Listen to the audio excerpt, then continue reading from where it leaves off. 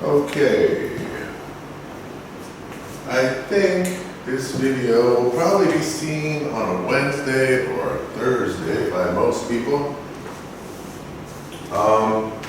And we're still in the point where, so from the last video I was announcing that we were going to do the business plan first or next, and that it was going to be a longer project. It's obviously necessary now as we go into the full lockdown forever. So what I want to do today is kind of maybe just a general sense of what the business plan contains.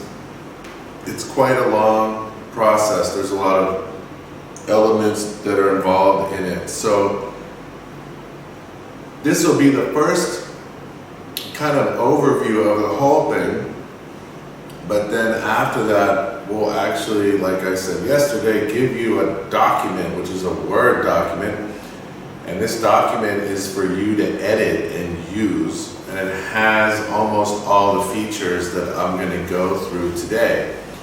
So as I go through those features today, it might seem a little bit quick, and you should take some notes and understand the bigger picture of the sections, which are marketing, operations, finance. But don't worry, because all of the things that are being introduced today will come back to you. We'll go through it slowly again. So this is just so you can get your head around this idea, like how big it is. And the rest of this week still is about reviewing the different parts of the marketing from the different sections in semester 1 and sharpening them up in your marketing plan, your summary. That's what you're working on now, is a marketing plan summary. And those should be finished early next week, really, so we can go on to the operations section. So let me begin with the biggest concern, which is to understand what a business plan is for, right? You know that when you make a document for someone, that there's an audience, right? There's always somebody who's supposed to receive it, and it's supposed to have an audience that you can focus on, like what you would like to get them to do for you. Now, in a marketing plan, that's usually to plot strategy. That's that's why we have the marketing mix. That's the strategy. That's the end point. And also there's elements of cost in the marketing plan as well, and budgeting. All of that is in the business plan, but the business plan is a bigger picture. You're not really, you're budgeting, but you're also budgeting because you need to figure out how much finance you actually need in order to start the business. Our business, in this case, is a startup. We're starting up the business. You can write a business plan as a continuation of a business that you've already started and update it for maybe a change in strategy direction, or maybe looking for new investors. So there are definitely other purposes to a business plan, but in our case, our end goal is to come up with a number, and that number is supposed to ask for or offer shares in the company for the business at a certain financial level. That finance level needs to include all the costs coming up to opening opening the shop. So all the costs that you have to do to start up, we'll call them start-up costs. So all the building and construction and things that you need to supply, tables, chairs, machines, all of the stuff that you need to do in order to get the business started. So that's one number. And then you open the door to the business, and then you'll have a certain amount of time before you can make money. So where you make money is called the break-even point, break-even. So for our task, we're just going to say break-even is in month number 7. So the first 6 months, we're going to lose. We're losing money, and then after that, we're going to make some money. So what you need to guess about that is how much does it cost to keep your business going for 6 months without making any money, and you add that on to the total that you need for the startup money. So now you have 2 numbers. You have one number to start up, and then you have the second number, which is the operate, like before you make a profit money. So at that point, you can ask the investor and say, okay, so this is how much I need to open this coffee shop. I need $50,000 or whatever it is. And that number, when the investor looks at it, is going to be either, that looks right, that looks realistic, or that's way too much money, or you're asking for not enough. So if you're not asking for enough money, then it's kind of shows that you didn't really understand what you're trying to start. So that's a bad sign. If you ask for too much money, that means that you're somehow not really clear about costs of what things are, and there must be some calculation mistake that you're doing. But if it's realistic, you win. That's your goal. Your goal is to come up with a realistic number that is going to be enough to start a business. So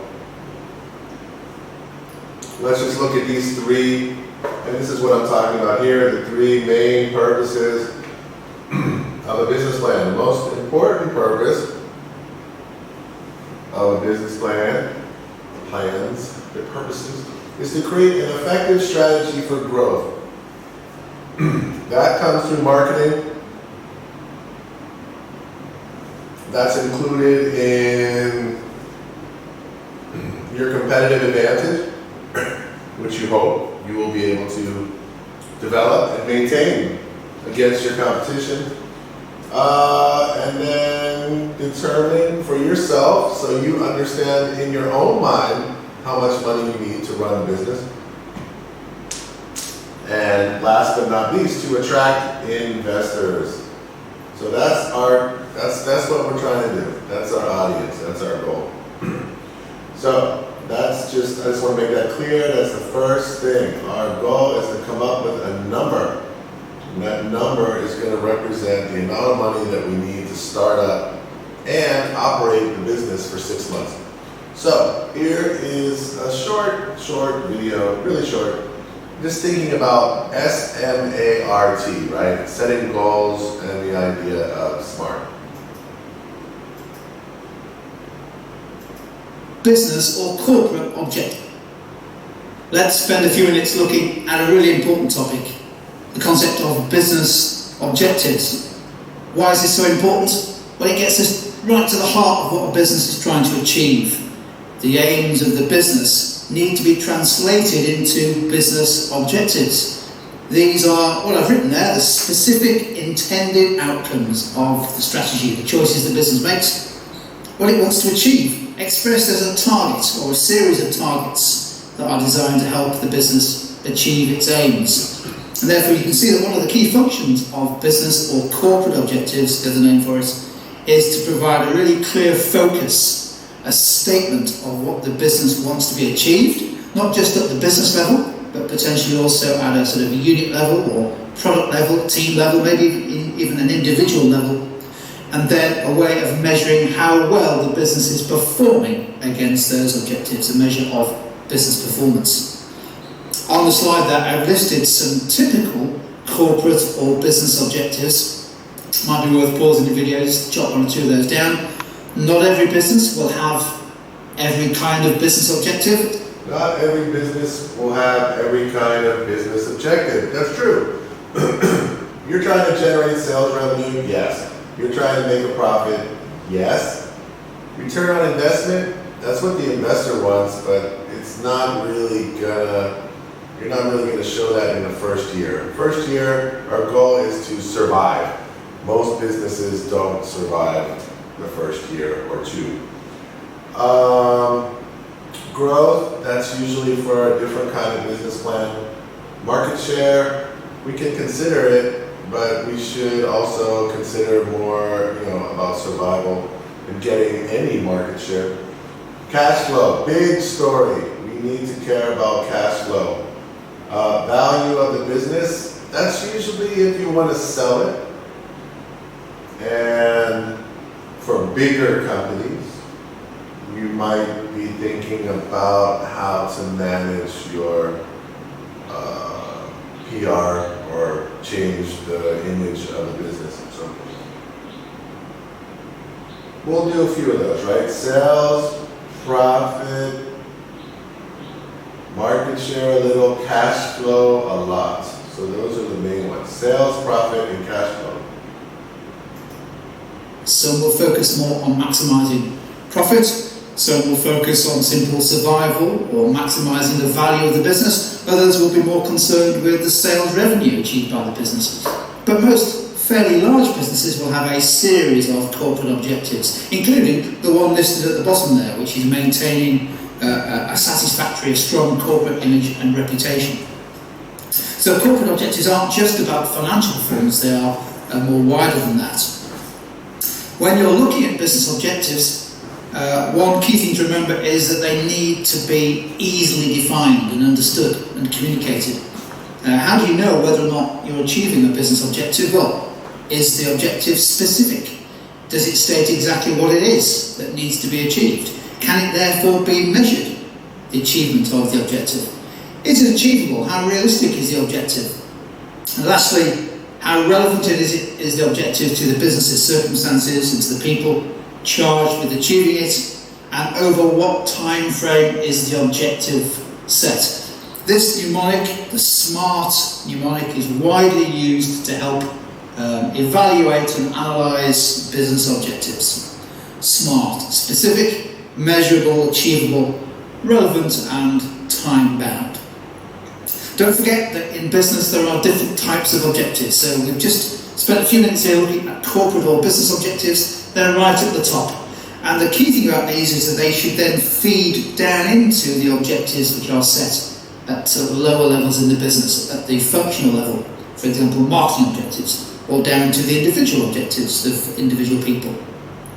Here's an example. Again, it might be worth pausing the screen just to pick out a couple of examples of how corporate or business objectives should feed through into functional objectives. Let's just pick one out here. Let's pick out the second one there. The corporate objective is to reduce unit costs. That will be set at the business level. How might we then try to ensure that the functional areas are operating in a way that's consistent with that objective? Well, one area may be to look at improving operational productivity. So the operations department might be set one or two specific objectives which are designed to improve, in this case reduce, unit costs. There we go, that's just a very brief introduction to the concept of business or corporate objectives. I can do this thing where I go around in a circle and look weird coming back the same way. Alright, so that's pretty pretty basic and just something you need to keep in mind for the at the beginning, the big picture. What are we trying to do? And I like SMART. I think it's a good way to remember when you think about goals, right? I do change the A and the R when I talk about these things. So, for example, to me, specific means there's a number. So I don't say, oh, I'm going to be rich. No, that's not really a good goal. I'll be rich. What does it mean, rich? Rich compared to what? Aren't you rich already? Okay, I want to make $1 million. Okay, great. Now there's a number. Is it measurable? Obviously, dollars. Great. If you say I want to be famous, okay, well, that's minorly specific, but is it measurable? Okay, well, I need to have this many likes on Instagram. I don't know. So those go together, and T goes together too, because T is critical for any kind of goal. If I want to say, all right, I want to make $1 million, it's like, well, maybe you could, but like, how fast? 1 year, that would be tough. It'd be kind of difficult to get it together in 1 year. Maybe it's possible. If I said $1 billion, there's no way I'm going to do that. Which goes to R. For me, R is not relevant. Relevant. What does that even mean, actually? For me, I read a different SMART. My first SMART had R as realistic. Realistic means, can you do it? Can I get $1 million in a year? Semi-realistic, but not really. 3 years. Okay, I think that's realistic. I think I can do it in 3 years.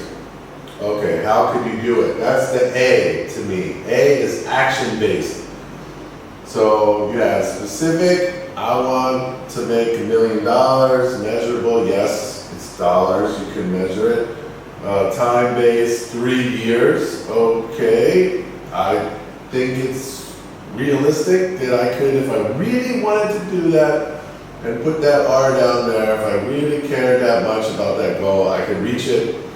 That's Victor Vroom again. And then achievable, action-based. A is action-based. So action-based means, can you see the path? Can you connect the dots that would lead you to that goal? And I say, yes. I have 2 houses and I can just keep buying and selling them until I get to $1 million. Probably have to sell 4 or 5 times in 3 years and maybe I can get to $1 million. So yes, I see the path. So that's how I would evaluate a goal. I would say, do you see a path? Get arrested in Thailand. Thailand is very strict. Get arrested for something. Somebody put something in your suitcase and you get arrested. They tell you, hey, if you want to get out of jail, what do you need? $10,000. That's very specific. It's also dollars, which you can see they want. Okay, well, so before I end up staying my life in jail, how fast do I have to get this money there? You have to get it there in 3 days. Oh, okay, 10,000 in 3 days. Is it possible? Realistic? I think so. I think I can get that much money together. And my action base is call my dad and cry. There. So now I've got a possible solution to this problem. So SMART. SMART just means that you have a good sense of what it is you're trying to achieve, how you feel about the potential success, and what is your path that you see to arrive at your goal. So I think that's fun to use, and you should use it for most goals. We're not really talking about this yet, but there are different goals of the business, different goals: image, profitability, efficiency, keeping staff, and all the way down to individual goals. These are examples of objectives, of course, right? So market share, we want to get 5 products into the market in the next 2 years, okay? That's kind of a little bit, it's not perfectly specific. This one is very specific. Increase factory productivity by 10% within 2 years. Very specific. Achieve a 95% level of high customer service. At the very least, you have to ask yourself about your goal and say, are these realistic goals to achieve? And here they put the departments too. So you have marketing, operations, the finance, and human resources. So each department can have its own kind of goals. So, all right, yay, that was great. Thank you, Jim.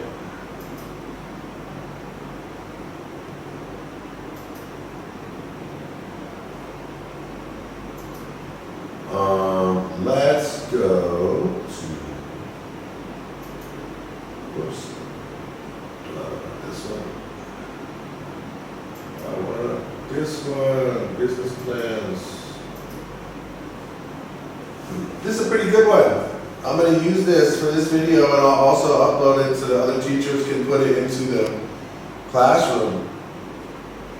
How to write a business plan in 2021. It's a comprehensive guide to doing that. I'm going to go through this. This is what I'm going to do today because I like it.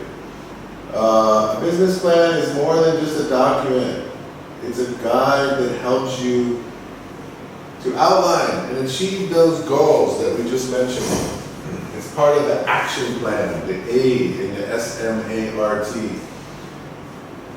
It's also a management tool that allows you to compare the results. So management, POLC, C is control.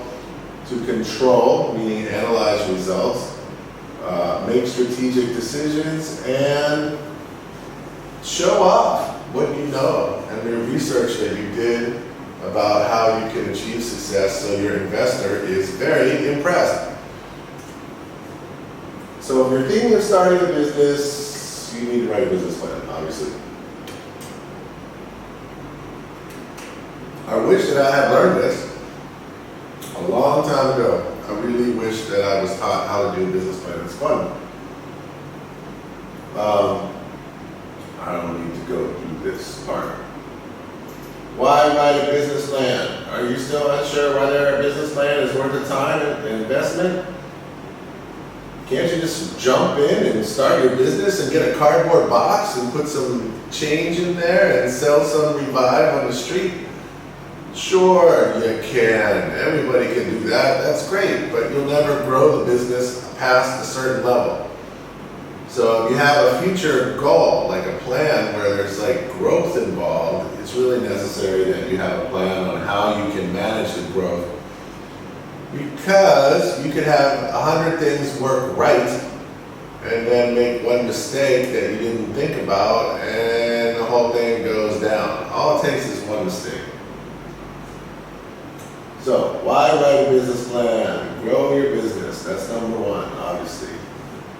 You want to know that you can create something that's not going to just be survival. Maybe you can grow something that you can sell someday and put that money, or sell shares to other people. So, your goals will be adjustable. If you have a business plan, then you can, change your goals sometimes too. It's a baseline. That's the word they use. Baseline means beginning point.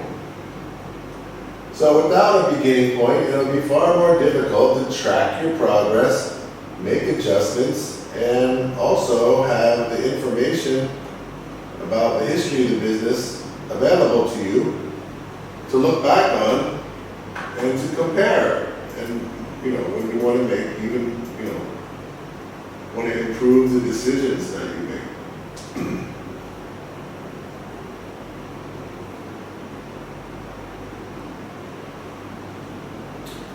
Pitch. It's a sales pitch. You're pitching a business. You want investors. Now, if you can make a good sales pitch that something can be very profitable, then you have this potential to not, like when you get an investor, you have to give them shares, right? So let's say I want to control the company. So in order for me to control the company, I need to maintain a voting, more than 50% of the shares of the company to have the rights to control any voting, decision-making power that's going to be there. So it's all about decision-making. If I sell more than 50% of the shares, then the other people who are the shareholders, they can join together and they can outvote me, and I won't have the same control over the decision-making of the business that I had before. So, and also I'll get less profit, right? Because if there's profit, then I share less than half. So you don't want to sell all your shares. You want to have something that's very attractive that you can sell 20, maybe 30% of your shares to get a good investor, and then you get to keep most of the control and flexibility in the decision making. So you don't, if there's something that is attractive to an investor, but they see that you're weak, they can try to get 50% of your business and make themselves a full partner, and then you're going to have potential conflicts. So the stronger your business plan, the stronger your position in terms of how much control you give to the investors that you find. So, pitching, investors and loan providers. Don't forget that banks are also investors. So banking is one financial option as well. If you go to the bank and you want to borrow money for a business, then it's the same. You need to impress the bank that they're going to get their money back, or else they're not going to loan you the money. So you're trying to impress somebody with your understanding of your market and the costs of the startup.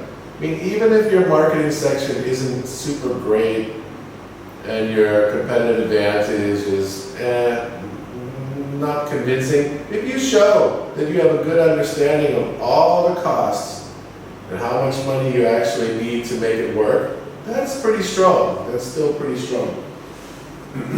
Okay, so you need to prove that there's an attainable and sustainable need for your solution, which is, in our case, the competitive advantage. And that your business can be financially stable. A funny thing about how many people see finance in a business plan or starting a business or whatever investment is if they treat the investor like a parent. Like they're there to support you. An investor's not a parent. You're not supposed to offer them the cheapest price possible. I'm sure we've all been in situations where we ask for less money from our parents than we really needed because we feel that we would either A, be able to figure out how to do it anyway, B, we didn't want them to say no, so we just asked for less than we really needed. Or we guessed that if it was really critical that we'd be able to come back in the future and maybe get a little extra support. But an investor that's not how it works. An investor is not a supporter or a parent. They are a partner. They're a partner in your business. So you need to think of them as someone who is not there to simply, put money every time that the company comes up, but they need to see a realistic number about how much money is necessary, Because if you lose, they lose. And if you win, they win. You're partners, fully partners in this. So they're looking to see that you don't give them some pie in the sky fantasy number. They want the real numbers so they can be realistically your partner.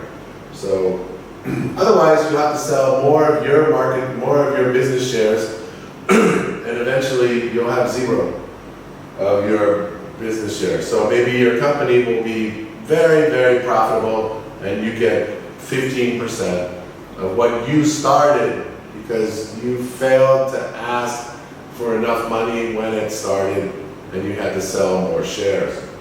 So, getting funding is tricky, and like I said, I'm going through this pretty quickly. So just so you get a feeling for what you're trying to do. Okay, it's also good for making decisions. You can use it as a tool for decision making, or to be able to see a big picture about how the business is, well, maybe perhaps the places where there's too much cost or too much, or could be improved, you know, things like that. For decision making, to help you see the business from the sky like a bird. 5 tips to write a great business plan. I don't know, do I agree? I don't know.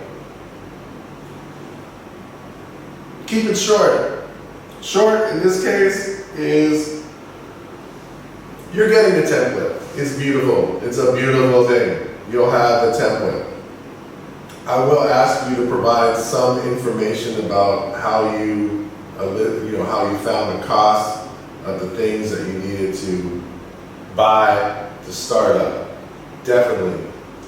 But for the most part, it's a one simple 25 to 27 page document.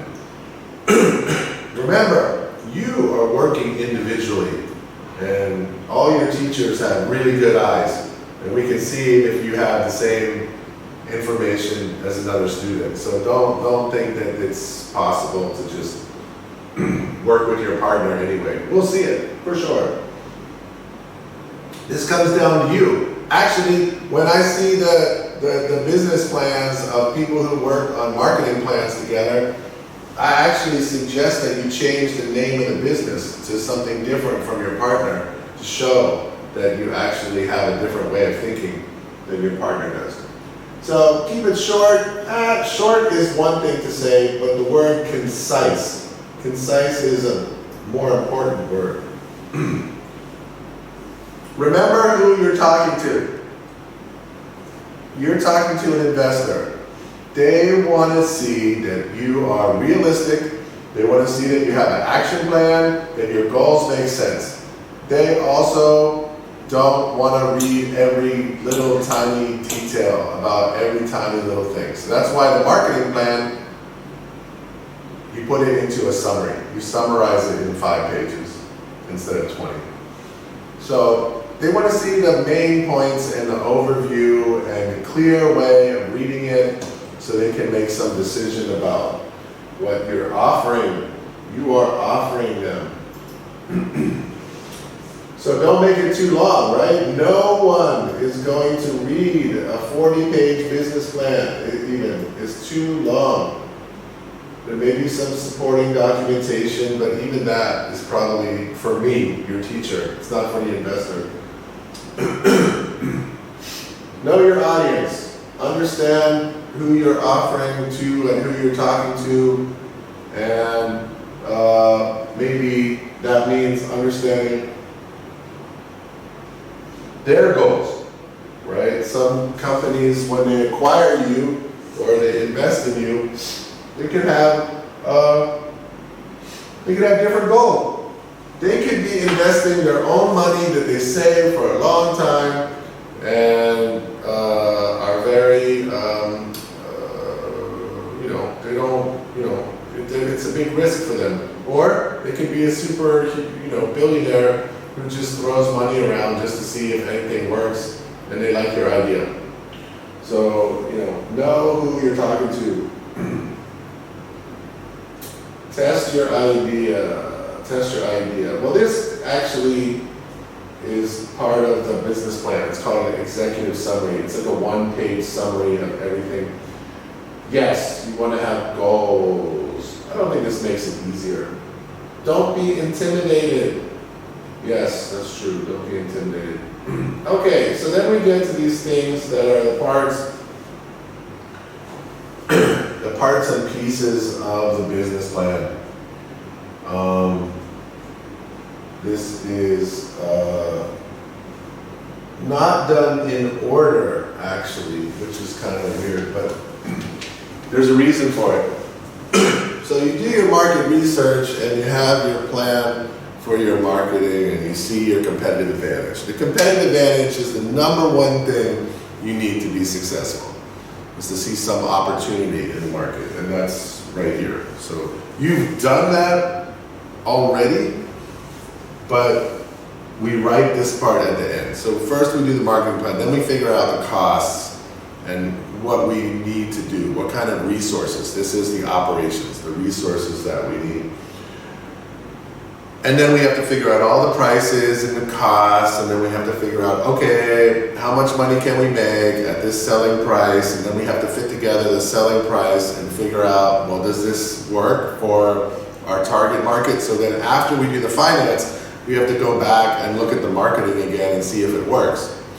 So then you do your finance, and then you have your numbers for profit and cash flow, and then you have then all of your ideas come together into one. And this is a summary of all the ideas. So instead of having a summary at the end of the story or a conclusion, you just take what would be the conclusion and put it at the beginning of the business plan. So that's the reason why. It's like just putting the conclusion first. The executive summary is an overview of your business and your plans. Overview.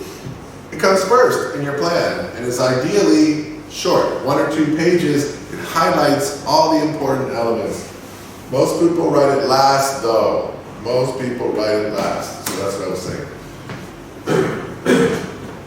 After that, you'll write something about your business opportunity.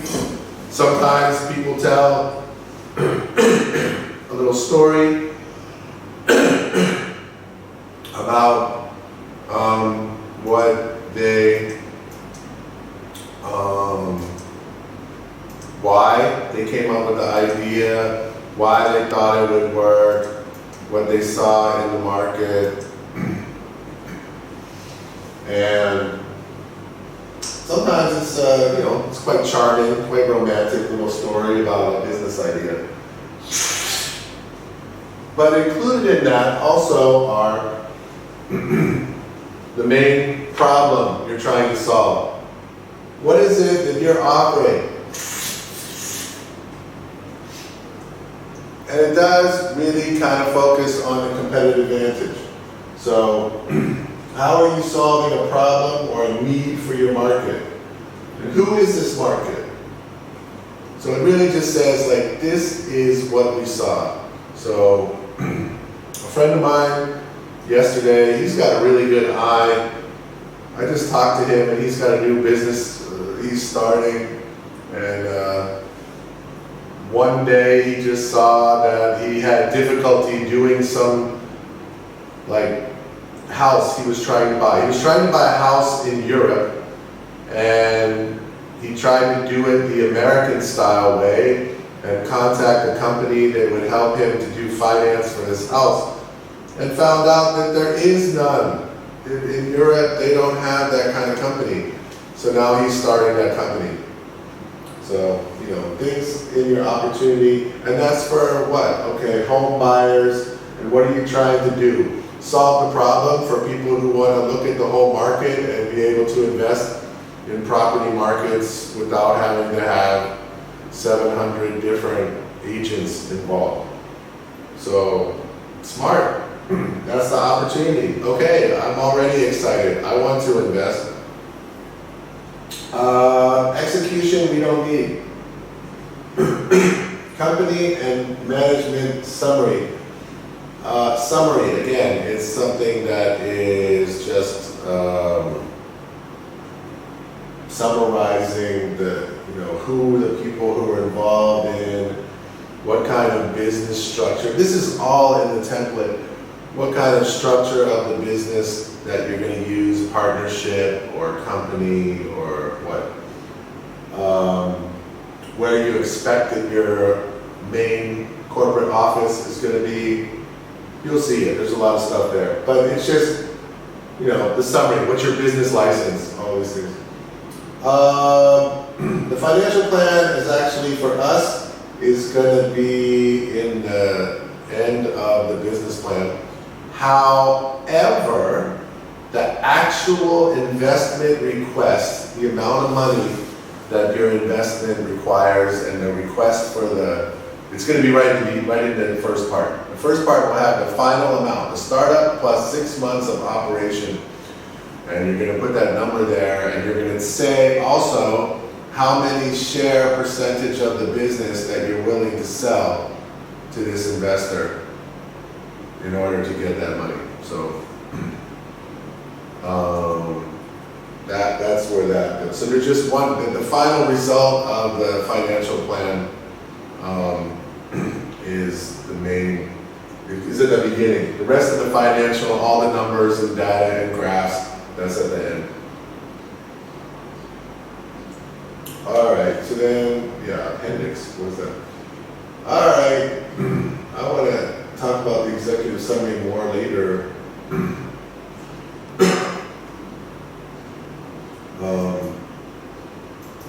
We can talk about this a little bit. Value proposition. What is a value proposition?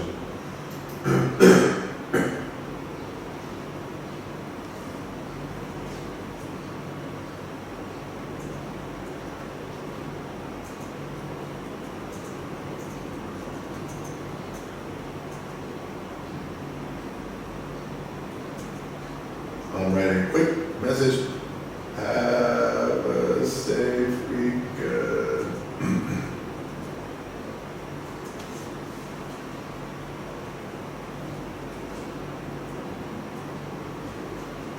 All right, so unique value proposition is similar to the competitive advantage. It's but it's slightly different, but for the most part, it's trying to explain how you separate and what what's different between you and your competitors, and includes a solution to a problem. So customers are no longer able to do X, or the opportunities that are available aren't the same as consumers in other markets, for example. So how does it work, and what makes it valuable from the customer side, right? Sometimes competitive advantage, we can say, oh, okay, well, we know from our side what is our competitive advantage. Like, we're not allowed to use cost, right? We're not allowed in this project, just like the marketing plan, we're not allowed to just say, oh, you know what? We're the same as our competitors, except for we're cheaper. We can't do that on this one. It's the same problem. We either have to have a product advantage, we have to have some kind of promotional strategy or cool name or something that's very attractive to customers, or we have to have some unique distribution idea that can find a place in the market where we can do delivery services or something that other people can't do. So, so we're solving a problem, right? We're solving a distribution problem or solving a product problem, and so that's what this is about, right? So it should be clear, like, what are you offering the customer from their side? So they're looking at a benefit, what they receive. So what is their benefit, basically? Target market, of course, got to highlight the target market, which features this idea what is the ideal customer? Who is the perfect customer that you would imagine for this product or service that you're trying to offer to them? Okay, so if you're a shoe company, you aren't just targeting everyone because everyone has feet. You're most likely targeting a specific market. Most of you, or all of you, are niche products. So what's the niche? Such as style-conscious men, or runners, or young people who like colorful things. So you need to, and that's going to be coming directly out of your marketing plan. But you need to say it in a way, instead of saying like, you know, all of these age groups and all this stuff, who is the ideal customer? Who's the one you really, really want? So that's kind of fun to have a picture of your mind, in your mind of what it is that you hope to, excuse me, of what you would like that customer to look like. Make a picture of them, put it on your cover of your business plan, show a picture of them, imagine them as your perfect customer. It's fun.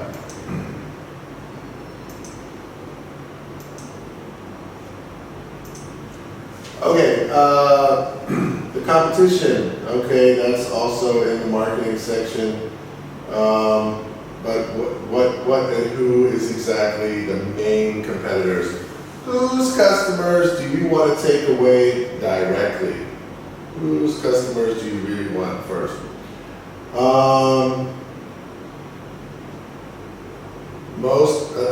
There are, of course, two different kinds of entries to the market for new businesses. There are businesses that are selling something that people never had before.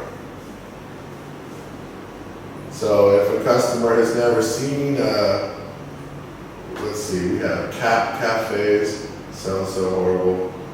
Imagine in a pandemic, you're like own a cat cafe and it's just empty with cats. So terrible. Dog cafe, whatever, maybe a bird cafe. We have a rabbit cafe. Okay, it's a brand new cafe concept. It's a rabbit cafe. And in this rabbit cafe, you have to kind of convince people that somehow rabbits they give some value that's different from cats. You know, that like studies show that people who spend time in a room with rabbits have higher, better mental health than people who spend that time in a room with the cats, who don't give any emotional support. So, okay, you've got to educate. So that's the one thing. If you're offering a brand new product or service, you've got to educate customers about what it is that they should understand for themselves is a benefit. Or you're in a market where everybody knows what you're selling and they're comparing you to other businesses. In this case, you don't really educate the customer about the product, but you have to compare and differentiate yourself from the competition. So most of your marketing campaigns are either going to be educating or differentiating between you and the competition. We'll talk more. I'm just giving an overview. I just want you to get your mind thinking about these things. Okay, so yeah, this is already happening. Funding requirements, that's at the beginning. Milestones. This would be something that you would put at the end. And I actually think this is kind of important. When you're starting the business, you're trying to get to a goal. You have a goal, but then you have things that will tell you, some KPIs that'll tell you that if you're on the right road, if you're moving towards your goal or not. So that's kind of what this is. Like, what are the key milestones? Okay, hiring a manager, opening the door to the store, you know, reaching 25 customers a day, breaking even. So you have these things that you're trying to achieve that are signals of success as you go forward and make progress. So maybe that is a good thing to put in there. You know, 5 things that you need to feel, 5 achievements that will show that you're headed towards your goal. Milestones.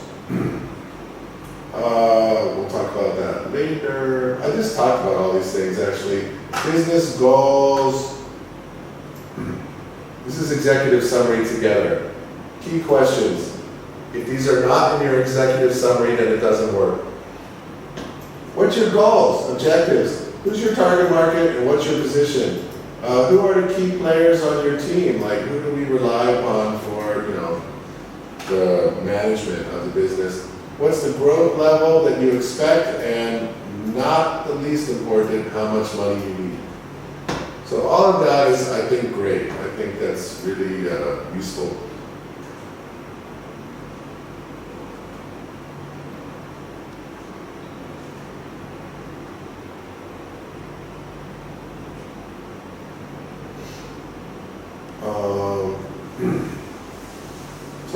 So yeah, this is some market share ideas, but you're, like I said, you're a niche, so you're not always focused on, you know, the entire market. You're focused on the market of your neighborhood, maybe Saigon, but you're not really focused on, you know, what you can research. Like, how can you research the market share, the barber shops in the area? You know, how can you know how many customers? So if you're a small place like a barber shop, it's not really easy to estimate like a percentage of market share and how customers make their decisions. So it's a little bit tricky with a small business to figure that out. Your ideal customer and key customer. We'll talk about customers before competition. This time in our, we did a pest before, right? We did a pest analysis, and the pest analysis is useful because it tells us about, you should have this in your head, like fire, burning, pest. What is it? Pest, external environment. It should jump out at you. You know, what is a pest analysis? A SWOT is a pest analysis, talks about the environment, and an SWOT has 2 elements, OT, opportunities and threats, which are actually directly from the external environment. So we'll talk about a SWOT later, but it compares internal and external environments mostly. Future products and services, right now we don't care about that. We do want to know what your product offering will be, but future, yeah. Execution of the plan. How will you do the marketing and sales? We're still in the marketing section here. Positioning, huge story. Positioning, for those people who don't remember, means it's a place where price and value meet in the customer's mind. It's totally perception. You can try to position your company, but in the end, the customer is the one who actually decides if you are good value for money, or if you are a luxury brand and worth money, or if you're a good, cheap alternative at the bottom of the market. You know, that's good value for money, right? Or if you're just fairly priced compared to your competition. So that's how the customer looks at position. They compare you to other bakeries, let's say a bakery in the market, and For one, I love the chocolate muffins from Tous les Jours. I love those muffins. They're so good. When I first bought one, it was like 35, I think, 34. It was good. I was like, all right, I don't care. I'm paying 34. I'm just going to eat this chocolate muffin. Then it went up to 38, and I didn't think about it very much, but it was a little bit higher. And now it's 46. 46,000 for a muffin is too much. I can't take away from my children's university budget to eat a chocolate muffin. This is too much money. And it's not only that, the money in my mind is high, it's compared to what I can buy for 46,000 other places. It's the other cost, it's the other opportunity cost that I have that I can spend that money. So, for me, their positioning before Tous les Jours was kind of in the foreign level, like the foreign bakery company level, but like in the middle, like even a little bit cheaper than Bread Talk, a little bit higher than Givral,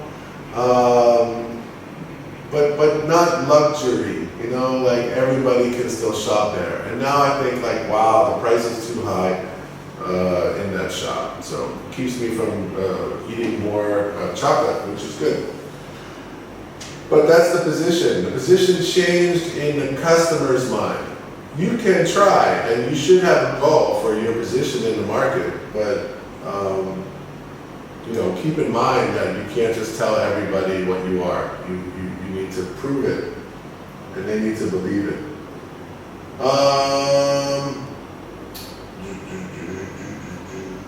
Pricing strategy, OMG. Now, there are a couple, choices in pricing strategy, but most of them are not the ones that we studied. The ones that we studied were for mass market products or for early adopter products. Like, for example, penetration. Penetration pricing is a strategy where you're trying to join a mass market, take market share, have a low price for some time, and then raise it later whenever you are comfortable that you have enough customers who tried your product, that you got a foot in the market, and then you're going to be able to build market share. So that's what that's for, mass market products. The other one that we studied at the beginning of our pricing strategy section was called skim pricing.